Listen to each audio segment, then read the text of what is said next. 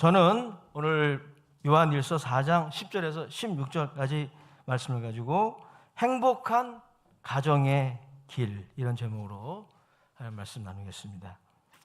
행복한 가정의 길이 있습니다. 있어요. 그 길은 어떤 길일까요?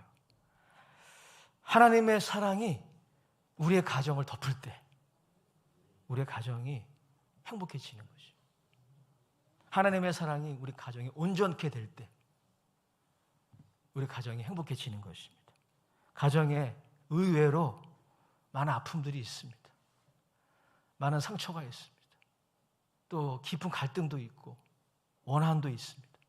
그런데 그런 것들이 있다 할지라도 하나님의 사랑이 덮을 때, 하나님의 사랑이 그 가정이 온전케 될 때 그 가정은 행복한 가정이 되는 것입니다. 그런데 이런 질문이 가능합니다. 왜 하나님의 사랑입니까? 이런 근본적인 질문을 우리가 할 수 있습니다. 교회에서 하나님의 사랑 얘기하니까 받아들일 수도 있지만 이런 질문을 할 수 있는 거죠. 우리에게는 사실 자녀에 대한 사랑이 있습니다. 없지 않아요. 또 부부간의 사랑이 있습니다. 형제간에, 또 자녀의 부모님에 대한 사랑과 존경도 있습니다. 근데 그것으로 부족합니까? 왜 하나님의 사랑입니까? 이렇게 질문할 수가 있어요. 예, 그렇습니다. 우리 모두에게는 인간의 사랑, 소위 말하는 인간의 사랑, 즉 자연적인 사랑이 존재합니다. 우리는 다 그 사랑을 가지고 있어요. 그래서 우리는 이 시간 이 자연적인 사랑, 모든 인간이 가지고 있는 또 하는 이 인간의 사랑과 하나님의 사랑과의 관계를 좀 이해해야 합니다. 저는 이 인간의 사랑과 하나님의 사랑과의 관계를 이해하는데 큰 도움이 됐던 책을 소개하기 원해요. 그것은 바로 영국의 유명한 변증학자이고 또 훌륭한 크리스찬이었던 C.S. 루이스, 아마 이름을 많이 들어보신 적이 있을 거예요. 이 C.S. 루이스의 저서 4가지 사랑이라는 책입니다.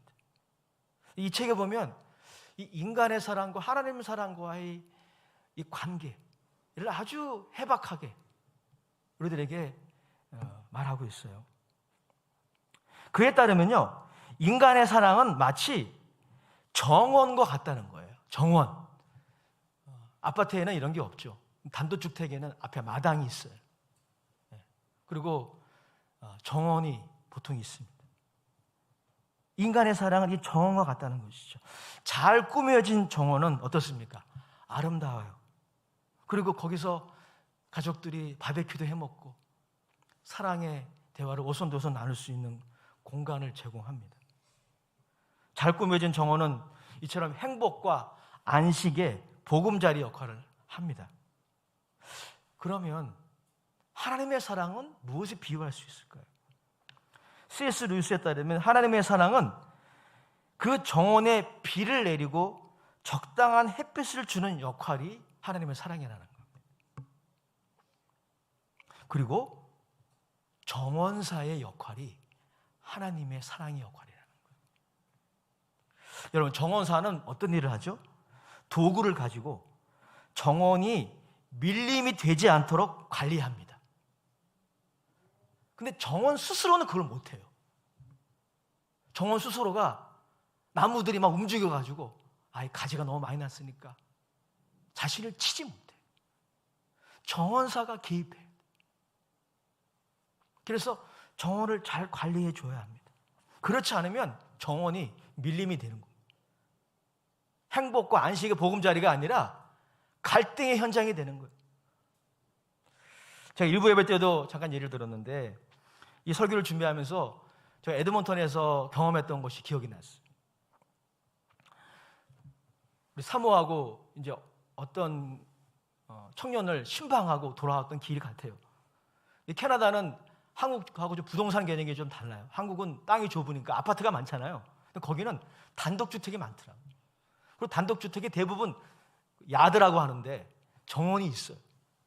대부분 정원을 잘 가꿔 놓습니다. 잔디도 잘 깎고 관리를 해요. 그런데 저 어떤 주택가를 지나는데 너무 인상적인 집 하나를 발견했어요. 우연히 저는 벼농사 짓는 줄 알았어요.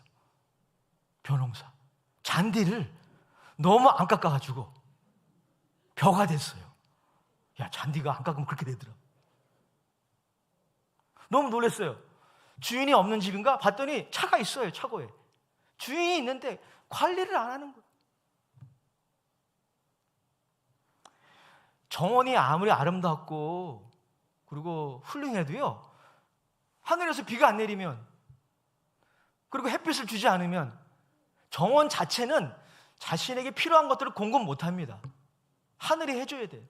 그리고 정원사가 가꿔줘야 돼요.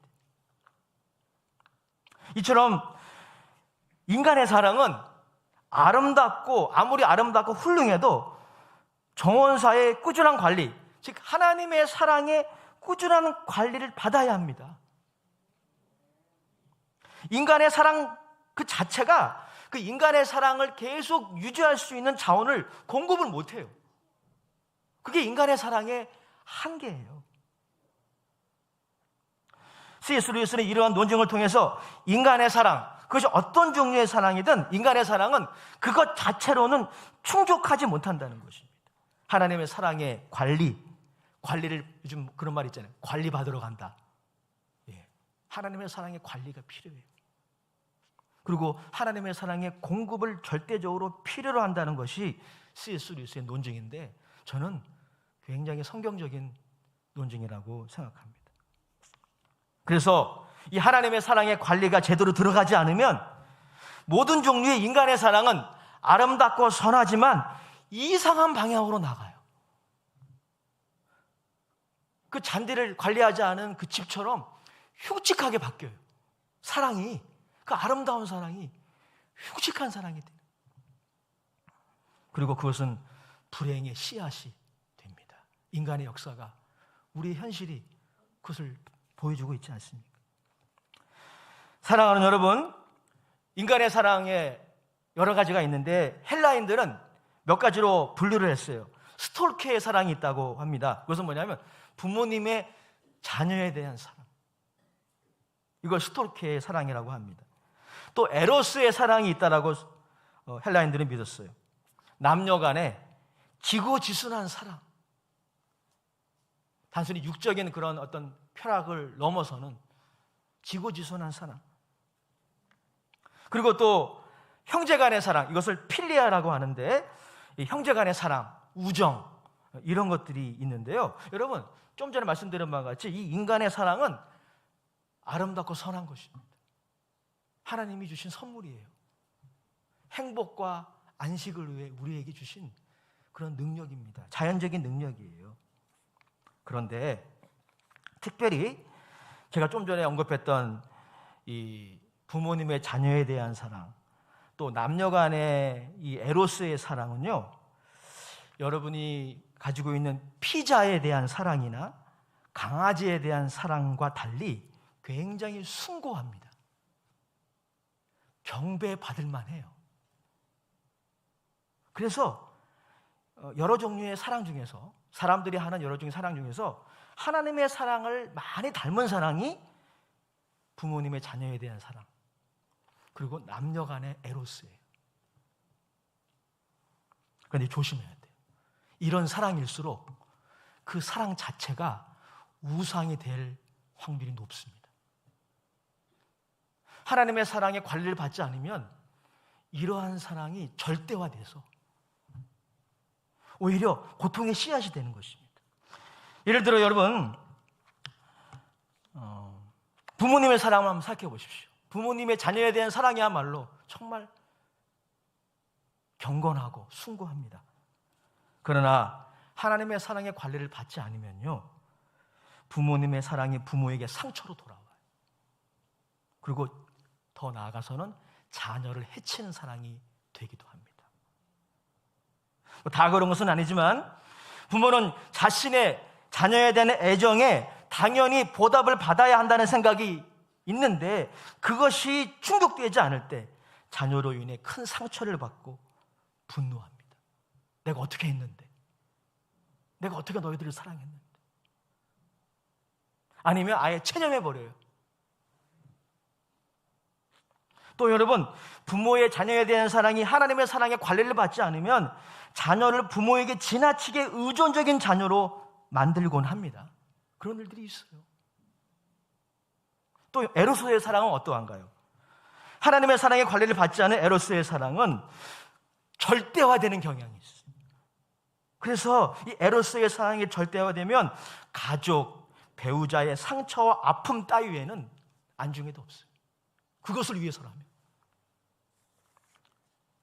그래서 어리석은 선택을 합니다. 많은 남녀들이, 많은 기혼자들이 어리석은 선택을 해요. 우리는 그런 시대에 살고 있어요. 특별히 지고지순한 사랑이면 뭐든 오케이. 어떤 도덕이나 책임도 묻지 않아요. 그래서 여러분, 오늘날 이 세대에 유행하는 가요나 팝음악 다 나쁜 것은 아니죠. 그것도 문화니까. 근데 한번 그 가사를 한번 열어보세요. 대부분 이 지고지순한 이 사랑을 경배합니다. 하나님을 경배하는 게 아니라 찬양하고 가요가 그렇게 다른 거예요. 찬양은 경배의 대상이 확실합니다. 하나님이에요. 근데 가요는 경배의 대상이 있어요. 가요도 이 사랑이에요.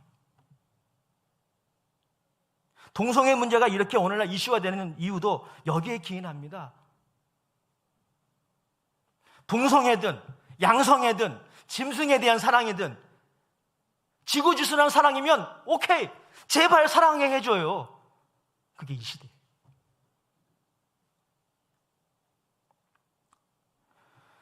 친구 간의 사랑도 마찬가지예요. 동종, 동류, 나랑 코드가 맞고 내가 좋아하는 사람들이 분명히 있습니다. 그런 친구와 또 그런 혈연지간에 대한 사랑도 왜곡되면 그 사람 외에는 다른 사람들은 편협한 시각으로 바라보는 왜곡된 사랑이 돼요. 그래서 여러분, 그런 사랑이 우리에게 영향을 주면, 하나님의 사랑에 관리를 받지 않으면 어떻게 됩니까? 분당이 생기고 편당이 생기는 것이죠.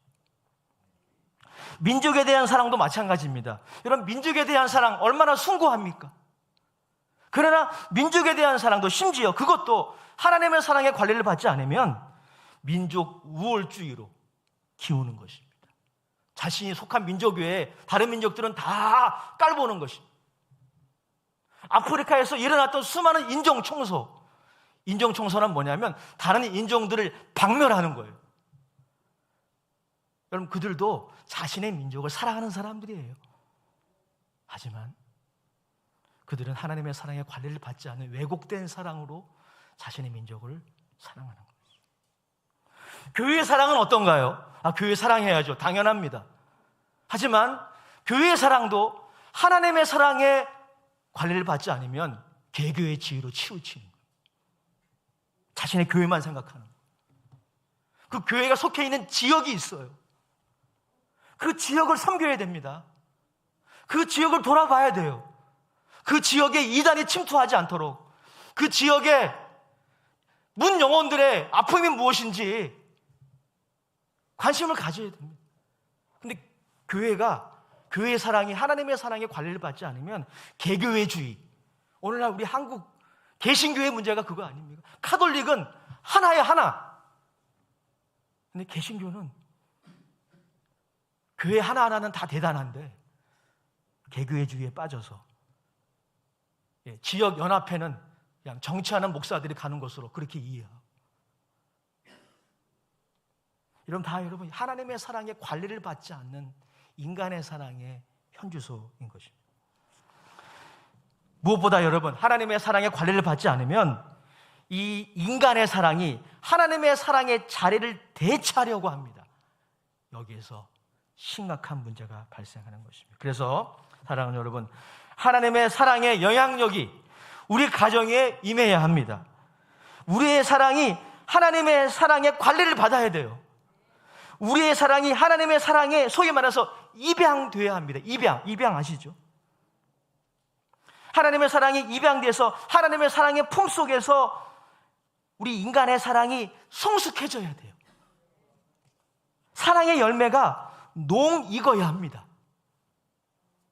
오늘 본문은 그 하나님의 사랑의 영향력이 우리 가정에 임하는 길이 제시되어 있어요. 하나님의 사랑이 우리 가정에 임하는 두 가지 길이 제시되어 있습니다. 이 두 가지 길을 통해서 여러분의 가정에 하나님의 사랑이 임하기 원합니다. 하나님의 사랑이 여러분의 가정을 덮기 원합니다. 여러분의 가정의 아픔과 회한과 원망과 허물과 모든 것들을 덮기 원합니다. 그것이 바로 오늘 본문의 메시지입니다. 두 가지 길이 있습니다. 따라합시다. 하나님의 사랑을 알고 믿어야 합니다. 하나님의 사랑이 우리 가정을 덮기 위해서는 여러분들이 또 가족 구성원들이 하나님의 사랑을 알고 믿어야 합니다. 16절 말씀 같이 읽어보겠습니다. 시작. 하나님이 우리를 사랑하시는 사랑을 우리가 알고 믿었노니 하나님은 사랑이시라. 사랑 안에 거하는 자는 하나님 안에 거하고 하나님도 그의 안에 거하시느니라. 하나님의 사랑을 알고 믿을 때 하나님의 사랑이 우리 가정에 온전케 되는 것입니다. 하나님의 사랑을 알고 믿는다는 것은 다른 말로 하면은 하나님의 아들, 하나님이 보내신 하나님의 아들 예수 그리스도를 믿고 시인하는 것을 의미합니다. 15절 말씀 같이 읽어보겠습니다. 시작. 누구든지 예수를 하나님의 아들이라 시인하면 하나님이 그의 안에 거하시고 그도 하나님 안에 거하느니라. 사도 요한은 이렇게 하나님의 사랑을 알고 믿어야 한다라고 말하면서 우리들에게 하나님의 사랑을 확신시켜주고 계십니다. 우리가 사실 가장 의심을 많이 하는, 아마 이 자리에 오신 분 중에서 하나님의 존재를 의심하는 분들은 거의 없으실 거예요. 그런데 그 하나님이란 분이 나를 사랑하시는가? 내가 그 하나님 앞에 정말 가치 있는 존재인가? 이 점에 대해서는 우리가 의심을 참 많이 하죠. 근데 오늘 사도 요한은 의심하지 말라는 거예요. 그 하나님의 사랑을 믿어도 좋다는 것입니다. 왜냐하면 하나님의 사랑은 증명된 사랑입니다. 하나님은 말로만 사랑한다 말하지 않고 그 사랑을 증명하셨어요. 역사 속에서 증명하셨습니다. 자신의 아들을 보내심으로, 그리고 화목제물로 희생하심으로 증명하셨습니다. 10절 말씀 같이 읽어보겠습니다. 시작. 사랑은 여기 있으니 우리가 하나님을 사랑한 것이 아니요 하나님이 우리를 사랑하사 우리 죄를 속하기 위하여 화목제물로 그 아들을 보내셨습니다. 하나님이 증명하셨어요. 그래서 믿어야 합니다. 또한 여러분, 하나님이 우리를 사랑하신다는 것을 누가 증거하십니까? 성령님이 증거하십니다. 우리 가운데 오셔서 성령님이 하시는 일이 많이 있지만 핵심에 해당되는 일이 이거예요. 의심하는 우리들에게 하나님의 사랑을 마음에 부어주십니다. 로마서 5장 5절의 말씀 우리 같이 읽어보겠습니다. 시작. 소망이 우리를 부끄럽게 하지 아니하면 우리에게 주신 성령으로 말미암아 하나님의 사랑이 우리 마음에 부은 바 되느니. 오늘 13절 말씀도 같이 읽어보겠습니다. 요한일서 4장 13절 시작. 그의 성령을 우리에게 주심으로 우리가 그 안에 거하고 그가 우리 안에 거하시는 줄을 아느니라. 성령이 지금도 증거하신다는 거예요. 하나님이 여러분들을 사랑하신다. 여러분들이 하나님의 눈앞에 그만큼 보배로운 존재라는 것을 증거하신다는 것입니다. 뿐만 아닙니다. 예수님의 사도들 지금은 남아있지 않습니다. 하지만 역사 속에서 예수님의 제자들, 예수님의 사도들, 수많은 예수 그리스도의 증인들이 증언하고 있습니다. 하나님이 우리를 사랑하신다는 것을. 같이 읽어보겠습니다. 12절 14절 말씀 읽어보겠습니다. 시작. 어느 때는 하나님을 본 사람이 없으되 만일 우리가 서로 사랑하면 하나님이 우리 안에 거하시고 그의 사랑이 우리 안에 온전히 이루어지니라. 14절 아버지가 아들을 세상의 구주로 보내신 것을 우리가 보았고 또 증언하노니. 그런데 여러분, 이 하나님의 사랑은 오늘 본문에 의하면 왜 우리가 이 하나님의 사랑을 믿어야 되냐면요, 이 하나님의 사랑은 자격이 없는 자에게 베푸시는 사랑입니다. 이것이 인간의 사랑과 근본적으로 다른 거예요. 여러분, 인간의 사랑은 어떤 조건이 있습니다.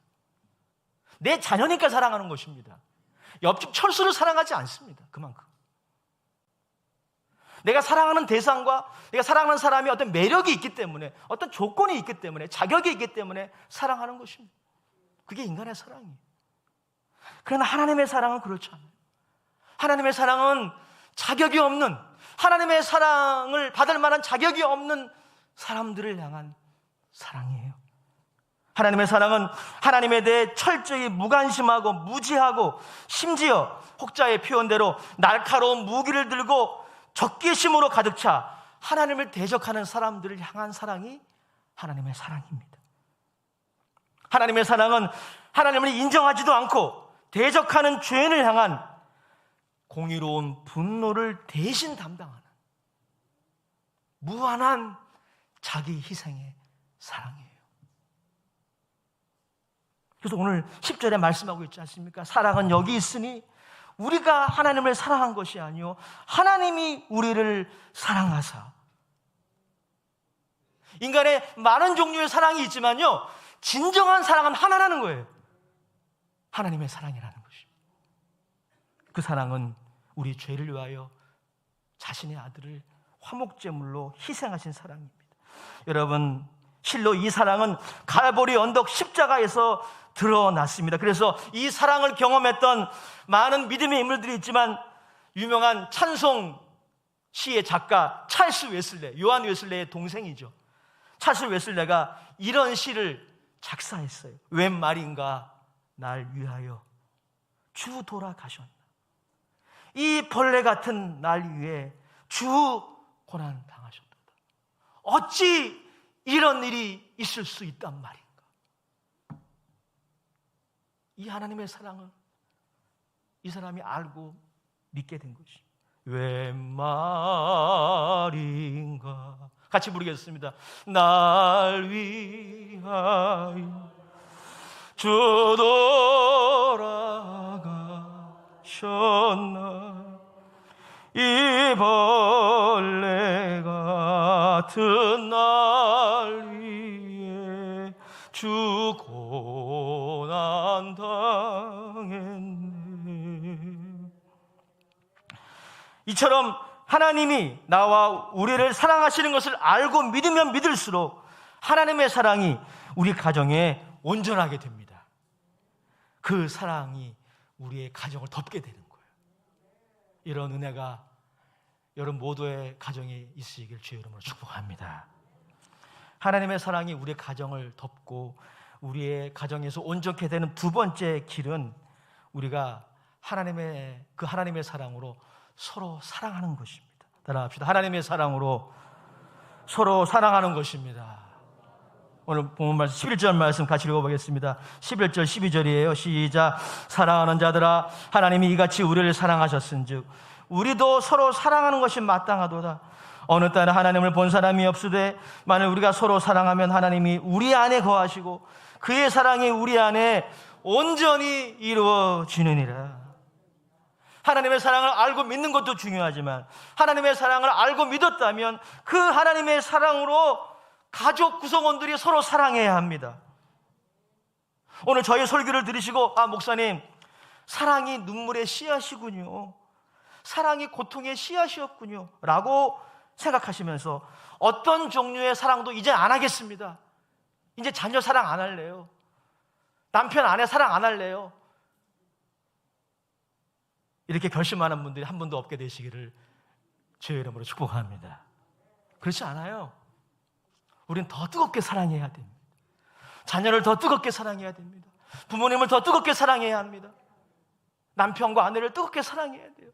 하나님의 사랑으로 그렇게 사랑해야 합니다. 우리 인간의 사랑이 사랑 자체이신 하나님의 사랑으로 들어올려져. 이것은 C.S. 루이스의 표현인데요. 이렇게 표현하고 있어요. 우리 인간의 사랑이 사랑 자체이신 하나님의 사랑으로 들어올려져 하나님의 사랑을 본받기 위해 적합한 순종의 도구가 되는 것이 필요하다는 거죠. 우리 인간의 사랑이 하나님의 사랑의 관리를 받게 되면 우리 인간의 사랑이 서로 사랑하는 그 계명을 지키는 순종의 도구가 된다는 것입니다. 에베소서 5장 1절 2절 같이 읽어보겠습니다. 시작.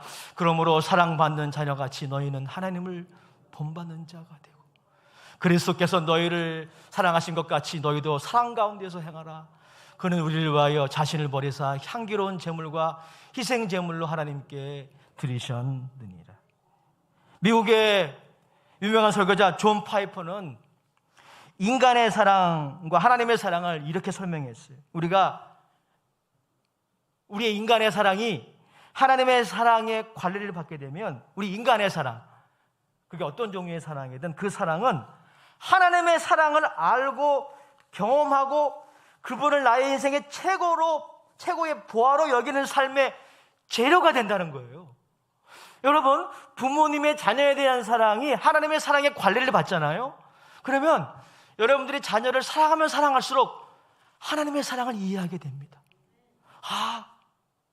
자녀를 향한 여러분의 그 사랑을 통해서 그것을 재료로 삼아서 하나님은 나를 이처럼 사랑하시는구나, 내가 잘 되는 것을 이렇게 원하시는구나 이해하게 돼요. 얼마나 귀한 은혜입니까? 에로스의 사랑도 죄악시하지 마십시오. 남녀 간의 지구지순한 사랑을 죄악시하지 마십시오. 그 사랑이 하나님의 사랑의 관리를 받고 인도함을 받으면요, 우리는 예수님의 신부가 된다는 것이 뭔지 이해하게 돼요. 성경은 분명히 예수님이 우리의 신랑이시고 우리가 그의 거룩한 신부라고 말하고 있어요. 여러분 믿으시나요? 믿으시나요? 예수님이 여러분의 신랑이세요. 그리고 우리는 그의 신부입니다. 이게 무슨 의미예요? 전에는 잘 몰랐어요. 그런데 우리가 에로스의 사랑을 통해서 그걸 재료로 삼아서 이렇게 예수님이 우리를 뜨겁게 사랑하시, 우리가 그분을 그렇게 사랑하는구나, 이것을 이해하게 돼요. 여러분들이 좋아하는 그 치즈케이크의 그 달콤함, 선한 것입니다. 저도 치즈케이크 좋아합니다. 그 치즈케이크에 대한 사랑이, 혹은 카페인에 대한 사랑이, 기타 등등에 대한 사랑이 하나님의 사랑의 관리를 받게 되면 하나님의 말씀이 달고 오묘하다라는 그 말씀의 뜻을 이해하게 돼요. 그럼 얼마나 좋습니까? 신학자 데이비드 잭맨이 이렇게 말했어요. 하나님의 사랑은 우리 안에 자신의 사랑을 닮은 사랑을 만들어내므로 우리 안에 온전해진다고 말했어요. 하나님의 사랑이 결국 우리 안에 자신의 사랑과 비슷한 사랑을 만들어 나가신다는 거예요. 여러분들이 예수를 믿고 구원받고 하나님의 자녀가 되었다면, 그리고 하나님의 사랑의 관리를 계속 받을 때 이 창조의 역사가 일어납니다. 사랑할 수 없는 사람도 사랑하게 되는 거예요. 사랑하고 싶은 거예요. 이러한 창조의 역사, 회복의 역사를 지금도 하나님의 사랑이 하신다는 것입니다. 결론입니다. 사랑하는 여러분, 행복한 가정에게는 멀리 있지 않아요.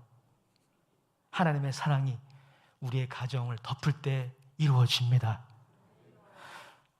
하나님의 사랑이 우리의 가정 안에서 온전케 될 때 이루어집니다. 여러분 중에 혹시 이런 분 계십니까? 자녀를 사랑했노라 생각했지만, 그래서 내가 모든 것을 희생했지만 상처와 아쉬움이 가득하신 분이 계십니까? 부부간의 애정이 다 식어버렸다라고 생각되는 분이 계십니까? 여러분 기억하십시오. 원래 인간의 사랑이 그러합니다. 그게 인간의 사랑이에요. 인간의 사랑은 그래서 이타적이면서도 이기적이고 숭고하면서도 우스꽝스럽고 우리에게 행복을 가져다 주면서도 고통을 가져다 줍니다. 그래서 우리의 인간의 사랑이 하나님의 사랑의 관리를 받아야 돼요. 하나님의 사랑의 인도함을 받아야 돼요. 하나님의 사랑을 알고 믿으시기 바랍니다. 더욱 이해하고 믿으시기 바랍니다. 하나님이 여러분들을 얼마나 사랑하시는지, 여러분들이 그래서 하나님께 얼마나 보배로운 존재인지 믿으시기 바랍니다. 이해하시기 바랍니다. 그리고 그 사랑으로, 그 새로운 성품으로 자녀를 사랑하고 부모를 사랑하고 남편과 아내를 사랑하고 형제와 자매를 사랑하여 여러분의 가정의 사랑의 열매가 아름답게 농익는 과실처럼 가꾸어지게 되시기를 축원합니다. 아버지 하나님, 하나님의 사랑으로 우리 가정을 덮어 주시옵소서.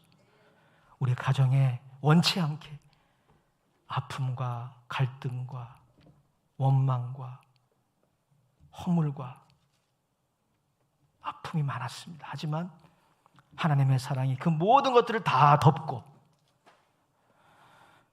우리 가정을 행복한 가정으로 변화시키심을 믿습니다. 예수님의 이름으로 감사하며 기도합니다. 찬송가 414장